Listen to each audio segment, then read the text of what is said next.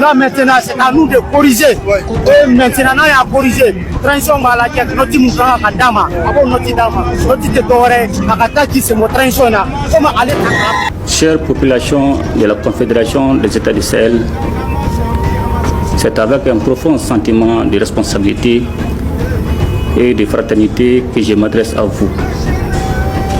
Choguel Mega a-t-il la capacité opérationnelle de mener à bien un coup d'État? Pensez-vous qu'Assimi Goïta soit isolé au point d'être vulnérable? C'est le Premier ministre qui, pendant toute la durée de la transition, a défendu sans relâche le gouvernement en place, a choisi aujourd'hui de critiquer publiquement les choix et les actions de ce même gouvernement.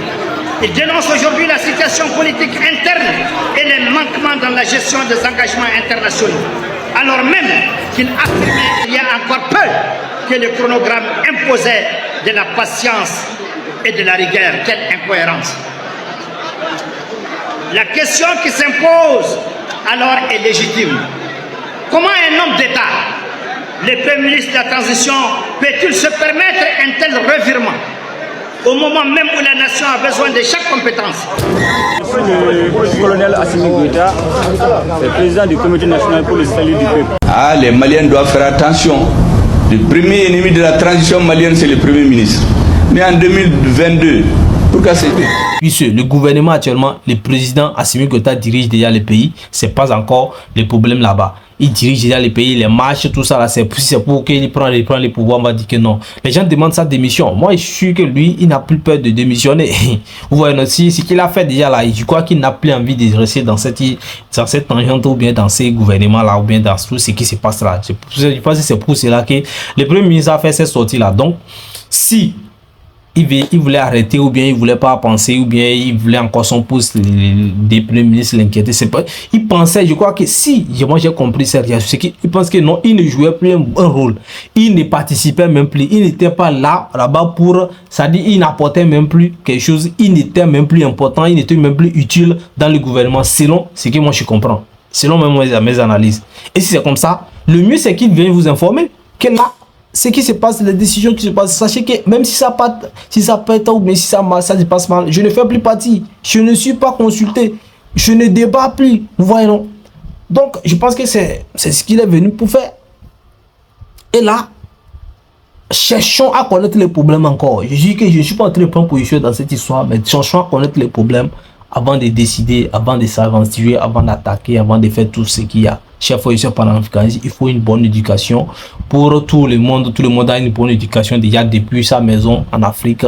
Les Africains, c'est comme ça. Donc, chers frères et sœurs, merci pour votre attention. Discutons. Je ne parlais pas. Moi, j'ai écrit en 2019, lorsque le président français a convoqué les présidents des partis de G5 Sahel à Paris pour pouvoir légaliser leur existence illégale ici. J'ai écrit un article qui est revu en un petit livre, ça s'appelle La faillite de l'État malien. Qui sont à la base, qui sont les acteurs. Même quand les pays de G5 se sont réunis dans un pays, pour s'entendre qu'ils ne vont pas. Il y a un qui est sorti, qui a téléphoné à Paris, dit attention, hein, les gens... De chaque force et de chaque acteur de l'État. Comment peut-il à ce stade crucial abandonner son engagement, laisser son pays en plein vol sans prendre la pleine mesure des conséquences de ses paroles et de ses actes? Monsieur le Premier ministre, vos intentions sont-elles toujours en phase avec l'intérêt national? Que représente la légitimité pour vous? La patrie, cette patrie pour laquelle tant de nos ancêtres ont sacrifié leur vie, est-elle devenue une notion trop abstraite pour vous? Ces critiques venant de quelqu'un qui devrait œuvrer aux côtés du gouvernement de la transition pour le bien de la nation sont-elles le signe d'une impatience mal placée, d'ambition personnelle ou d'un désaccord avec le calendrier national et les priorités collectives? Car, en toute sincérité, la question que nous devons tous nous poser est celle-ci. Comment un Premier ministre chargé d'assurer la coordination de l'action gouvernementale du pays peut-il se détourner de ses responsabilités au moment où son pays a le plus besoin de lui, de sa vision, de sa compétence et de son sens du devoir? Nous avons envisagé bien des scénarios, mais jamais un tel retournement de situation. Il est évident que les Maliens surpris et étonnés ne s'attendaient pas à cela. Nous sommes un peuple qui croit en la possibilité d'une seconde chance, en la rédemption, mais il semble que l'adage selon lequel l'ennemi n'est jamais loin trouve aujourd'hui tout son sens. Le véritable ennemi, monsieur le Premier ministre, ne se cache pas uniquement à l'extérieur. Il se cache aussi dans la division, dans l'incertitude semée au cœur même de notre gouvernement de transition. Il n'y a pas de place en ces jours de commémoration pour des projections politiques qui mettent en péril l'unité et la cohésion de notre nation. Cependant, votre discours du 16 novembre 2024 mérite d'être souligné. Il doit servir de signal d'alarme pour chaque citoyen, pour chaque Malien, car il nous indique que quelque chose se prépare, quelque chose qui pourrait bien fragiliser les fondements même de notre pays. Nous devons être vigilants, nous devons sensibiliser chaque citoyen, chaque Malien, que la situation actuelle n'est pas simplement la crise de dépression d'un senior, c'est un test pour notre pays, car le verre est déjà dans les fruits. Il appartient à... La plupart des réactions actuellement, les organisations ou bien les sociétés, les organisations de sociétés civiles, les forces armées de la nation ou bien bon, des organisations au niveau du Mali, là-bas il y a beaucoup de sociétés, beaucoup d'organisations, beaucoup de, comment on appelle, des mouvements au niveau qui sont en train de prendre des paroles actuellement pour réagir, des marches contre le Premier ministre actuellement qui sont en train de marcher. J'ai vu cette marche là hier, j'ai vu la vidéo sur lui, je me suis dit bon, la marche d'accord, parce qu'ils étaient en train de parler en leur langue. Bon, ils n'ont pas parlé français, mais ils disent c'est contre qui? Parce que je suis sûr que c'est concernant la réaction du Premier ministre. C'est contre le Premier ministre ou bien pour le Premier ministre. Parce que j'ai vu également dans, si je crois que c'est dans la même salle, autres mouvements qui se sont réunis là-bas, qui est très important au Mali, qui ont condamné la réaction ou bien la prise de parole du Premier ministre malien par rapport à ce sujet. Franchement, moi, je suis inquiet.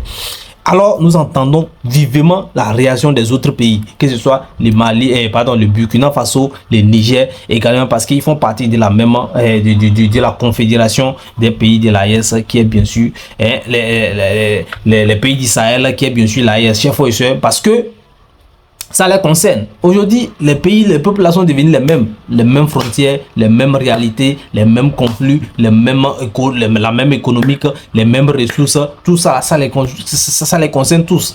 Maintenant, si il y a un pays qui est normalement à la tête de cette organisation qui ne va pas bien, je crois que non. Le président Ibrahim Traoré doit réagir, du Burkina Faso doit réagir et le président Abdourahmane Tiani également doit intervenir dans cette histoire. Et jusqu'alors, je pense qu'ils n'ont pas encore pris de position ou bien de réagir sur la sorte. Mais c'est normal parce qu'après tout, même s'ils sont ensemble, il y a quand même la frontière qui les divise. Il y a déjà des personnes dans la tête, même si c'est comme des gouverneurs qui sont à la tête de ces peuples-là. D'abord, on va laisser les choses se résoudre en interne d'abord. Je crois que c'est ce qu'ils sont en train d'attendre, de laisser les choses se résoudre en interne d'abord. Et après, si ça ne va pas, ils vont intervenir de façon sociale, de façon organisationnelle, de façon haïtienne, donc pour intervenir dans cette histoire. Mais je demande parce que il faudrait pas que ça dure trop, parce que ça peut partir dans toutes les formes et dans tous les côtés. Donc on n'a qu'à récupérer la chose en même temps, parce que les pays qui est là-bas là, c'est un pays qui n'est pas les pays que ce soit le Burkina Faso, le Mali, le Niger. Le Mali n'est pas un pays normal, n'est pas un pays stable actuellement. Le pays en guerre. Donc ça, c'est pas quelque chose à discuter. Donc la crise malienne, Nathalie Yamb, au lieu de chercher à écouter les deux camps avant de juger, s'attaque déjà à Choguel Maïga. Voici la stratégie typique des panafricains. Dès qu'il y a un problème, ils ne cherchent pas à écouter les deux versions pour juger ou bien pour prendre une décision. Eux, ce qui les intéresse est qu'il faut que les gens soient divisés. Comme ça, il pourra récolter des vues de part et d'autre. C'est ça leur stratégie. C'est pourquoi je vous disais toujours de faire attention à eux. C'est des manipulateurs. Moi, en tant que une personne qui suis pas malien, quand je vois une crise entre deux autorités de la transition malienne, avant de juger, la seule chose que je dois faire, c'est d'écouter les deux versions. Ou bien d'appeler d'abord à la négociation, au dialogue, à la discussion entre les deux frères. Parce que quel que soit Alpha, Choguel Maïga et Assimi Goïta sont des frères. Chercher aujourd'hui à condamner directement Choguel Maïga sans avoir écouté les deux versions est juste de la fumisterie. Et moi, je vous avertis, le peuple malien, n'acceptez pas que ces gens-là vous divisent. C'est exactement la même stratégie qu'ils ont fait entre les Sénégalais et les gens de l'AIS, entre les Ivoiriens et les gens de l'AIS. Ils cherchent toujours à condamner un camp pour essayer de capter l'autre, quand lui prouver que je suis ton frère, je me bats de ton côté. Les ancêtres qui ont bâti cette nation, de prendre ses responsabilités. Le monde nous observe, et combien l'ont dit nos ancêtres, notamment les rois du Kérédougou, Babemba Traoré, plutôt la mort que la honte. Nous devons nous en souvenir, car c'est dans ces moments de tension que la véritable loyauté, la véritable noblesse et l'amour de la patrie se révèlent. Le peuple malien ne se laissera pas abattre par des intrigues internes, par des attaques injustifiées, ni par des renoncements au moment où notre nation a le plus besoin de tous ses fils et filles. Aujourd'hui, nous devons unir nos forces, renforcer notre cohésion et affirmer haut et fort que rien ne saurait altérer notre volonté collective de protéger notre pays, notre peuple et nos valeurs. Nous sommes prêts à défendre la dignité de notre nation et à garantir un avenir de paix et de prospérité pour les générations futures. Monsieur Choguel Maïga, vous avez des comptes à rendre. Le peuple attend des réponses claires et une position qui reflète la dignité d'un véritable serviteur de l'État. En raison de votre discours qui fragilise davantage l'unité nationale, il est intolérable que vous puissiez rester à votre poste de Premier ministre. Je répète une deuxième fois. En raison de votre discours qui fragilise davantage l'unité nationale, il est intolérable que vous puissiez rester à votre poste de Premier ministre. Je répète encore une troisième fois. En raison de votre discours qui fragilise davantage l'unité nationale, il est intolérable que vous puissiez rester à votre poste de Premier ministre.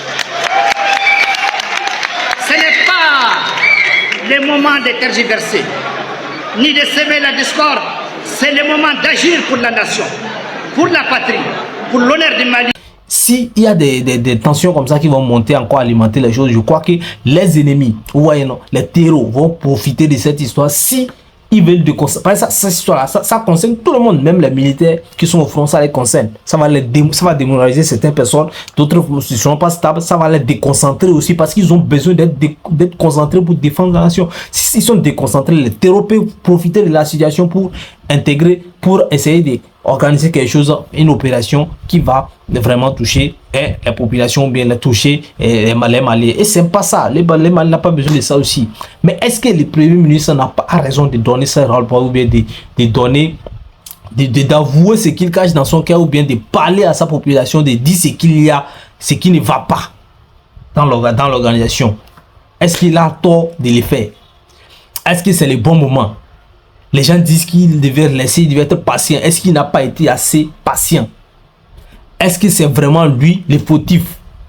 Est-ce que la réaction, sa sortie est mauvaise plutôt, ou bien sa sortie c'est pour arranger les choses, ou bien c'est pour garder les choses? Parce que moi je vois les gens se lever, les panafricains, les activistes, les gens prennent position rapidement. Moi je n'aimerais pas prendre position dans cette histoire-là rapidement. Moi, je ne suis pas derrière le Premier ministre, mais je ne suis pas contre lui aussi. Je ne suis pas derrière le président Assimi Goïta. Je ne suis pas contre lui aussi. Parce que dans ces situations, c'est des situations très délicates. Il faut réfléchir avant de prendre des positions. Il faut vraiment connaître les choses. Il faut être bien informé. Il ne faut pas s'attaquer à la personne. Il ne faut pas prendre des positions selon la personne. Ce n'est pas parce que nous aimons le président Assimi Goïta que nous allons prendre position derrière lui en même temps que non. Pourquoi il fait ça? Pourquoi il fait ça? Non. Pourquoi on lui fait ça? C'est pas parce qu'on aime le président ministre Choguel Maïga qu'on va prendre position que non. Pourquoi est-ce qu'on lui fait ça? Pourquoi est-ce qu'on dit qu'on n'a qu'à démissionner? Pourquoi est-ce qu'on ne va pas l'écouter? Non. Parce qu'il faut écouter les deux côtés. Il faut laisser les choses. Quand le Premier ministre a parlé, la transition aussi doit s'expliquer. Qu'est-ce qui ne va pas? Tout ce qu'il a dit, est-ce que c'est faux? Les gens ne suffisent pas de se lever pour condamner les choses, on condamne, on condamne. Les gens sont en train de condamner pour montrer qu'ils sont avec l'AES, ils vont être avec les présidents de la transition, tout ça là. Mais imaginez un peu que tout ce que le Premier ministre a dit c'est vrai. Est-ce que vous pensez que ça peut aller comme ça? Si, par exemple, pour lui, c'est parce qu'il a soif de pouvoir, parce qu'il vient être président qui fait ça, bon, peut-être, ou ce n'est pas ça, et que c'est parce qu'il n'arrive pas à gérer ça, il n'est pas patient. Celui qui va venir remplacer là, si ça se passe comme ça, et que la personne aussi, est-ce que lui sera patient? Est-ce que la personne sera patient? Parce que, n'oubliez pas, Choguel Maga également, c'est un intellectuel. C'est quelqu'un qui a le cerveau. C'est un professeur. C'est un politicien agrégé, si je peux le nommer comme ça. C'est un politicien pur. Il connaît les Mali de A jusqu'à G. Pour ne pas dire tout. Il n'est pas né avec les Mali. Il y avait les empires. Et du peuple malien. Mesdames et messieurs, chers soutiens de la transition, chers peuples, au titre de la transition de l'opportunisme et la déception d'une confiance mal placée, avant toute chose, en ce jour de commémoration, nous rendons hommage à nos soldats, ceux qui se battent sur le front pour défendre notre liberté, ainsi que ceux qui ont donné leur vie pour notre pays. Nous prions Dieu de veiller sur nos héros, de leur donner la force, le courage et la sagesse pour continuer leur mission. Qu'ils soient guidés par ta lumière et reviennent en sécurité auprès de leurs proches. Amin, ya Rabbil Alamin. Nous pensons aussi à ceux qui ont sacrifié leur vie. Qu'ils reposent en paix et que leur âme soit honorée pour leur dévouement. Amin. Par ailleurs, nous faisons face aujourd'hui à une situation aussi déplorable qu'inacceptable. Il est de notre devoir de dénoncer publiquement le comportement du Premier ministre de la transition, ce que nous faisons aujourd'hui et dans toutes les régions du pays et à l'extérieur. En séparant des apparences de loyauté et de dévouement, a révélé en réalité une trahison manifeste envers la nation. Ce comportement, bien que choquant, ne doit pas surprendre ceux qui comprennent les dangers de l'opportunisme et du manque de principe. Excusez-moi.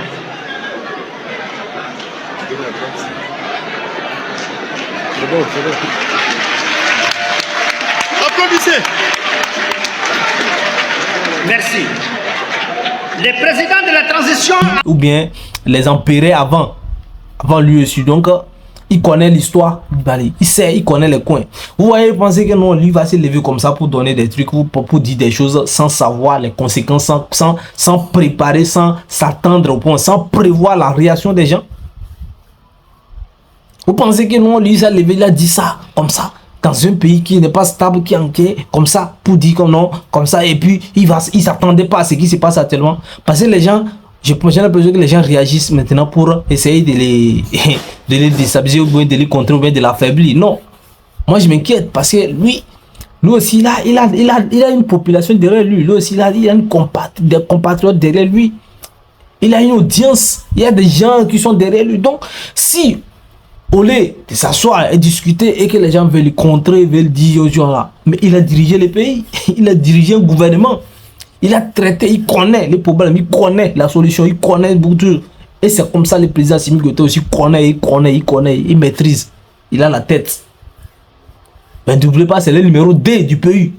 Donc, ce que je dis là, je ne dis pas aux gens de ne pas condamner, mais ne vous arrêtez pas sur ça. Je dis pas aux gens de ne pas marcher, mais les gens ont le droit de donner leur opinion, de dire que ce que le Premier ministre dit, ce n'est pas bon pour eux, et ils ne sont pas d'accord, Mais après tout, revenons sur table et comprenons c'est quoi le problème.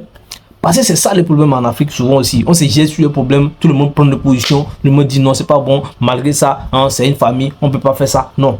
Mais est-ce que ça va dans la famille? Au lieu de chercher les points de gravité, ce qui n'est pas l'élément déclencheur, l'élément perturbateur, l'élément chose, pour résoudre ça en même temps. Et après, dites la vérité à celui qui a zaï. Après tout, vous allez dire la vérité à celui qui a zaï. Si c'est le Premier ministre qui a zaï, vous allez dire si c'est le président de la République, de la transition qui a zaï, vous allez le dire aussi. Mais après tout, avant tout, vous devez chercher les problèmes, discuter.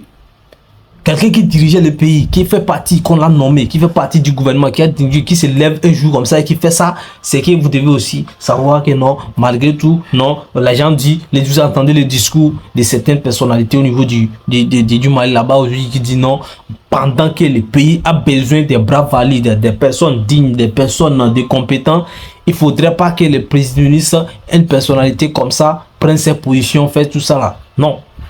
Mais on n'est pas tous au gouvernement pour savoir. Donc, je réitère encore mes propos. Je ne suis pas en train de soutenir le Premier ministre pour ses propos. Je ne suis pas en train de dire que le président Assimi Goïta a raison ou bien il n'a pas raison. Ou bien le Premier ministre. Non, moi je dis simplement qu'il faut s'asseoir et chercher les problèmes avant de prendre des positions ou bien avant de faire des marches, avant de...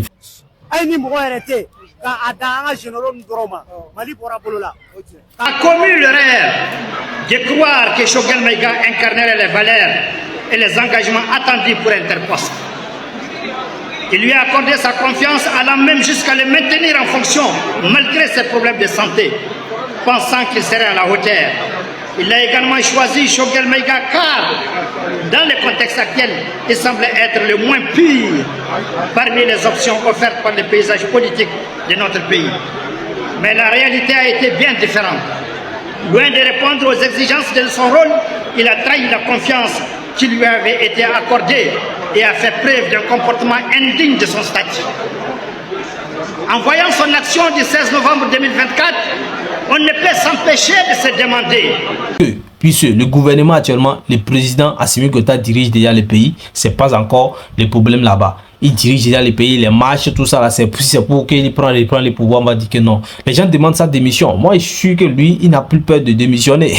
Vous voyez aussi, ce qu'il a fait déjà là, je crois qu'il n'a plus envie de rester dans cette tangente ou bien dans ces gouvernements là, ou bien dans tout ce qui se passe là. Je pense que c'est pour cela que le Premier ministre a fait cette sortie là. Donc, si il voulait arrêter ou bien il voulait pas penser ou bien il voulait encore son poste des premiers ministres l'inquiéter, c'est pas, il pensait, je crois que si moi j'ai compris ça, c'est qu'il pense que non, il ne jouait plus un rôle, il ne participait même plus, il n'était pas là-bas pour, ça dit il n'apportait même plus quelque chose, il n'était même plus important, il n'était même plus utile dans le gouvernement, selon ce que moi je comprends, selon même mes analyses.